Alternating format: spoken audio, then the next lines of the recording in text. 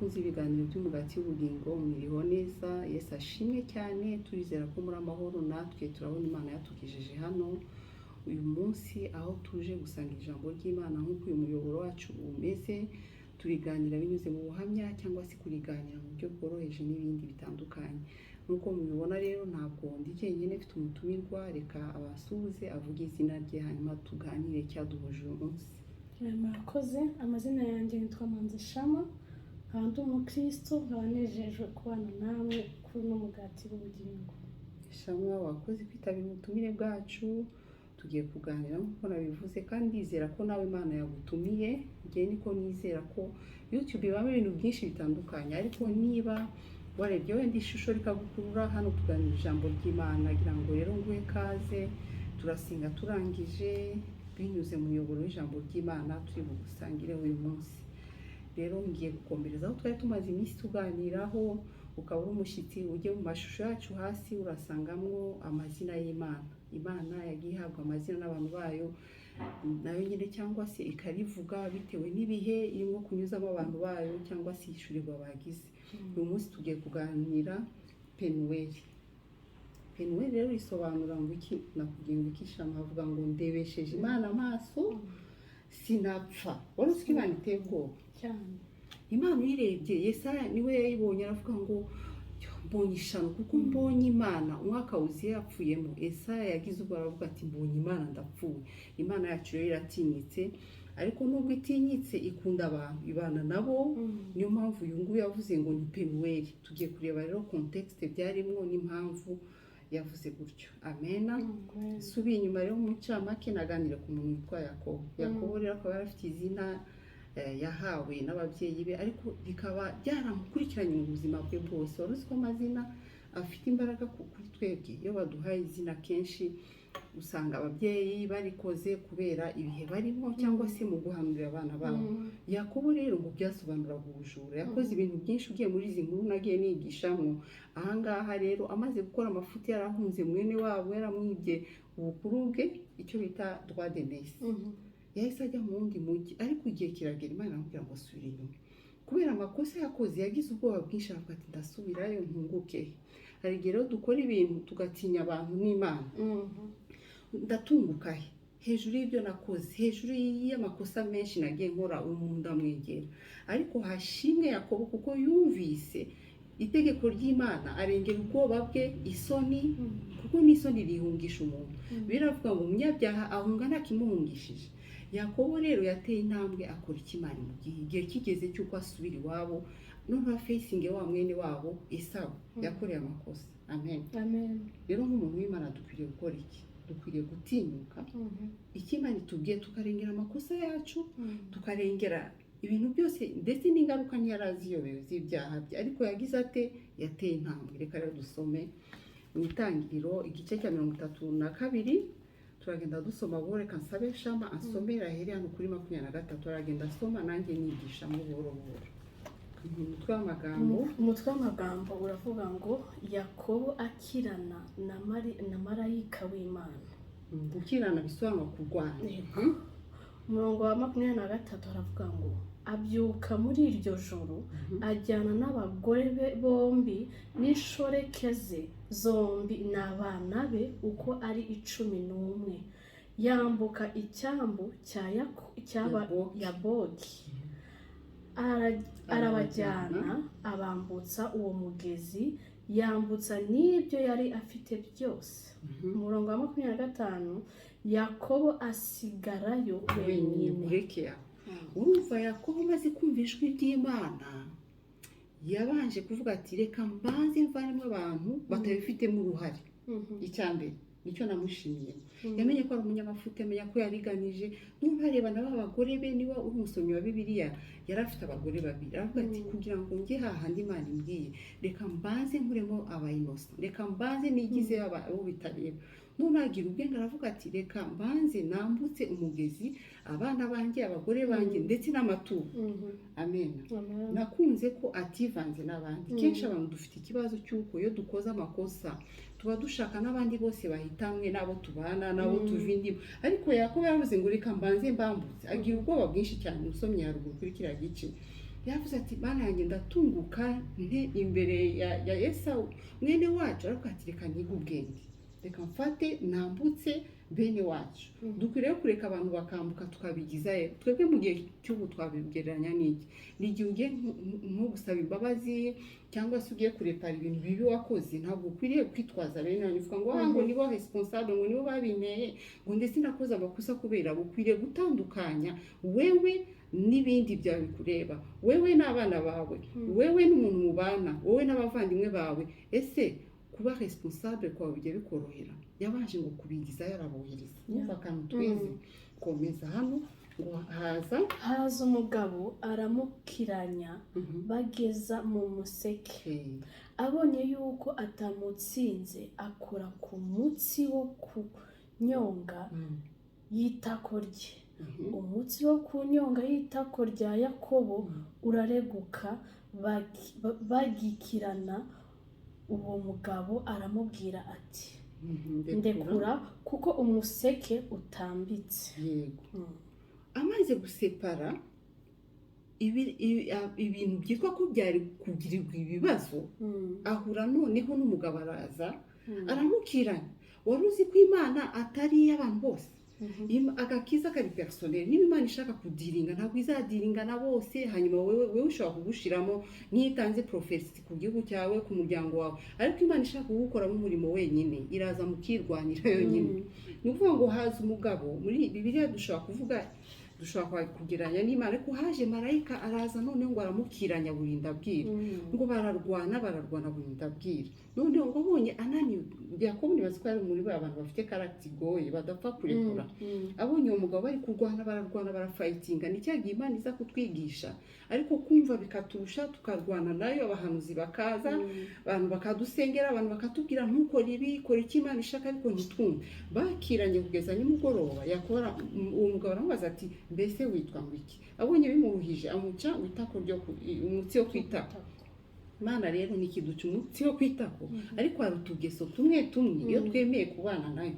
Bibiliya iravuga ngo ngwino tujye inama. Yesu aravuze, Imana ijambo rye yatubwira muri Yesaya ngo nimuze tujye inama. Imana rero ishaka ko tujya inama. Ni ukuvuga ngo niba utabyumva wemerewe kutumva ibintu, kutumva icyo Imana iri kuvuga muri icyo gihe, ariko amaherezo Imana izagutsinda, kuko hari ahantu Imana ikora abantu batakora.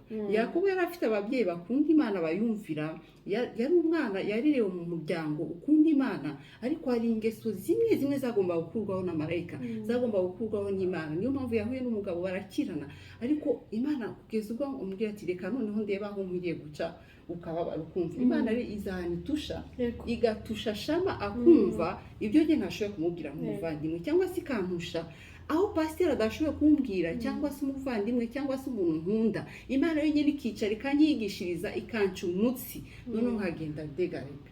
Amen. Noneho uwo mugabo aramubaza ati ndekura ngende kuko umuseke utambitse. Bararwanye burinda buca. Sinzi igihe rero umaze uri kurwana n'Imana, mutumvikana, wanga, wemera, wihana, ejo ugasubira mu byaha. Ariko igihe kimwe Imana ifite ukuntu iduhamagara. Yesu yaravuze ngo abanjye bose ndabazi kandi bafite mu biganza, ngo nta muntu n'umwe ashobora kumupfupfunura mu ntoki. Umuntu uri kutureba niba ukigendagenda, ni ukuvuga ngo igihe cyawe ntikiragera. Igihe Imana izaca umutsi usanga uri mu gakiza, uri mu bintu by'Imana, sinzi igihe bizafata ngo uyu byagejeje nimugoroba. We hari umugoroba nturagera kugira ngo marayika wawe abashe guca umutsi, cyangwa se umutima uce bugufi wakira agakiza, ariko igihe kizagera. None aramusubiza ati sinkurekura utampaye umugisha. Yakobo rero icyo namukundiye ni uko yari umuntu yari azi ko akwiriye guhabwa umugisha. Abantu benshi ntibazi ko bakeneye agakiza, ntibazi ko bakeneye umugisha w'Imana. Yakora avuze ati turavana uko gikemutse. Ubundi twakabaye turi abantu tuzi weakness zacu, ku buryo igihe Imana idusuye twemera tukavuga Imana ntibirakunda, ndacyamugaranzi wawe, ariko ndakeneye ko cya kintu gikurwaho. Yakora avuga ati sinkure kurutambaye umugisha. Tuvuga umugisha hano tuba tuvuga umugisha w'agakiza. Abantu benshi bakunda kwigisha iki cyanditswe bavuga kumugisha ngo dusenge twirize kugeza imodoka ibonetse, kugeza umukwe abonetse, cyangwa umugeni. Ibyo byose urabyemerewe, ariko ikintu cya mbere Imana ikiriye guca ni umunsi w'ibyaha wa karande. Bibiliya tubwira mu Baroma ngo bose bakoze ibyaha ariko ntababashe gushikira ubwiza bw'Imana. Ariko nanone ngo uko icyaha cyazanye n'umuntu umwe niko gucungwa kwazanye n'umuntu umwe. Niyo mpamvu ukwiye kugumana n'Imana kugeza ubwo wakira umugisha nyawo uturuka muri Kristo Yesu. Yakobo rero ntiyarekuye, abantu bararekura. iyo Imana ije gukirana nawe ntijya kugira ngo rekiruka ukabuya ukagumure kurekura, nyamara umugisha nyawo uri muri cyagiye Imana iguciye umutsi ikaguca umutsi w'ibyaha ikarandura karande zatumaga Yakobo yitwa umujura, ikarandura ibintu byose bitagendaga muri Yakobo, nubwo Bibiri tubwira ngo ikintu cyose yakozaga w'ibiganza cyahitaga kiba cyiza. Kwa Labani yarabatungishije ariko yari agifite ibintu byinshi muri we bigomba kuvaho. Amen. Dusomere kuri 28. Aramubaza ati witwa nde? Aramusubiza ati ndi Yakobo. 29 aramubwira ati ntukitwa Yakobo ukundi, ahubwo uzitwa Isiraheli, kuko wakiranije Imana n'abantu ukanesha. Haleluya. Yakobo naramukunze. Yakobo atandukanye na Yona. Yona Imana yamubwiye ngo ugende ubwirira mu mudugudu w'Ininewe bihane. Yona arabanza kwanga kugeza ubwo urufi rwamujyanye rumugeza ku nkombe.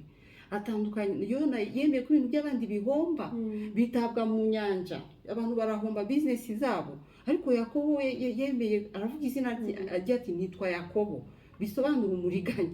Marika arambwira ati ntabwo uzongera kwitwa Yakobo ukundi, ubwo ngo uciye umutsi, ubwo ushakishije umugisha nyawo nguhindurira izina, ntabwo uzitwa Yakobo ukundi ahubwo uzitwa Isiraheli.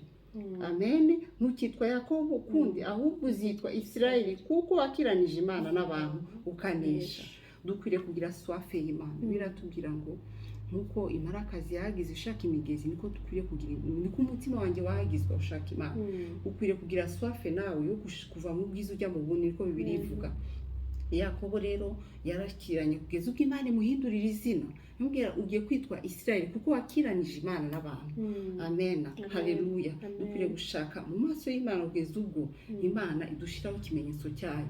Bibiliya iravuga ngo umuririmbyi yaravuze ngo yadushizeho ikimenyetso kidutandukanya n'abantu. Yadushizeho ikimenyetso ngo n'amarembo y'ikuzimu ntacyo ashaka kudutwara. Yakobo rero yahinduriwe izina ariko yagizemo uruhare.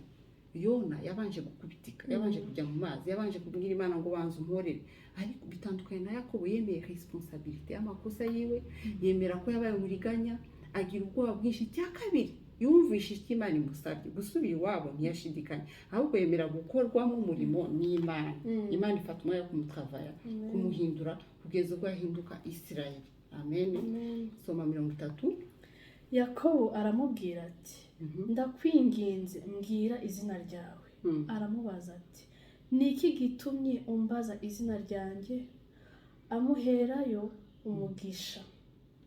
Yakobo yita aho hantu Penuweli. Ati ndebesheje Imana amaso sinapfa. Haleluya. Yakobo rero ndamukunda, abantu bafite character zisa n'izenda gusa n'abantu muri iki gihe. Yakobo yari umuntu uzi ubwenge, ashaka kumenya neza urinde, mbwira ndakwinyize. Yari umuntu wagira ngo ni businessman. Ntabwo yashaka ko umuntu amunyuraho gutyo, yarayobewe kumenya ko ari Imana, ariko yamenye ko hari ikintu kimukoretsemo. Umuntu avumbuye ko nkwiriye guhindurirwa izina. Who are you? Hari igihe rero Imana izaguhindura usanga irakumenye ibyo bene wanyu batamenye, ibyo nawe utimenye kugeza ubwo ushaka kuvuga uti noneho ndashaka kumenya uriwe, noneho tubane nyakubahwa. Hanyuma rero hanyuma aravuga ati niki gitumye umbaza izina? Amuheraho umugisha, wa mugisha noneho yashaka. Noneho Yakobo aravuga ati yitaho hantu Penuweli, ikibanza yahuriyemo n'Imana kita Penuweli. Aravuga ati nukuri mbonye Imana sinapfa. Yesaya yabonye Imana, aravuga ngo aravuga ati umwaka wose yapfuyemo muri Yesaya 6 Yesaya yabonye Imana. Aravuga ati ahantu yitwa Penuweli, bisobanura ngo nabonesheje Imana yanjye sinapfa. Kuko ibi bisobanura mu yandi magambo sinaribyinye yo kwibona kugira ngo simfe, ishingiye ku byo nabayemo n'ibyaha nakozemo n'ukuntu yari kunyica igendeye ku mafuti ifite. Nukuri ni Penuweli. Iki kibanza ngihaye izina cyitwa Penuweli. Nawe rero urakwiriye kugira ahantu, sinzi ikibanza cyawe cyari cyo, ishobora kuba ari isezerano y'ubuzima bwawe, ishobora kuba ari itorero urimo, ishobora kuba ari ibihimana kwigishiriza mu nzu ikuministeringaho ku buzima bwawe, kabirimo guca imitsi, itorero ryawe ritazi, pasiteri wawe utazi. Ukwiriye kwita iyo sezo uti Penuweli, mbonye Imana ntiyanyica, kuko sinari nkwiriye kubaho. Ngendeye n'ukuntu Imana isonda imitima ikamenya ibiri imbere, ikamenya ibyashize, ikamenya ibihari, ikamenya n'ibyo ntekereza njyewe Yakobo nari gupfa, ariko ishimwe iki kibanza nkise Penuweli. Sinzi impamvu abantu muri Bibiliya kera bakundaga guha ibibanza amazina, ibimenyetso, ibyo ngibyo, ariko muri make iri zina Penuweli bisobanura kubona Imana ntupfe. Nawe twifurije kuyibona ntupfe. Imana ishimwe cyane, ugume hamwe, utunganye ibyo bikureba, ntuvangemo abantu ko agakisa kari personnel. Ushaka Imana uyishake kuko irifuza kujyana ahantu ubona umugisha nyawo utavangiye uturuka muri Kristo Yesu. Uwo ngundi uzaguhesha ijuru kuko wamenye Imana, ukamenya inzira kuri n'ubugingo ari Yesu Kristo. Uyu munsi akaba ari umugati nifuje gusangira namwe. Imana ni Penuweli ku buzima bw'abizeye, abayishakanye umwete bahindurira izina, ikabahindura amateka, ariko ntitwice. Yari kutwica ikaturangiza, ariko ishimwe ko itareba ibitekerezo byacu. Iyo bitarahindurwa ngo tugire ibitekerezo bya Kristo, ishimwe ko itatwica ahubwo iduhindura. Nicyo kibanza cyo guhindurirwamo amfeti. Igihe Imana irimo kukuvumbura nawe ukamenya yabimenye, nicyo gihe cyo kugendererwamo n'Imana. Ndakwifurije kubona Penuweli yawe uyu munsi ku buzima bwawe. Ndagira ngo dusenge, tubasengere natwe ubwacu dukeneye kubona Penuweli. Hari isezo z'ubuzima bwacu dukeneye kubona. Witeka Imana urakoze, turagushimiye kuko uri Imana yabizeye. Yakobo yabizeye, umusanze ahantu yibereye neza, ariko umuha n'ubwenge bwo kumenya ukuntu atandukanye ikibi n'icyiza. Uturinde kumera nka Yona muri sezo zacu. Yona yarakumviye ariko biruhije.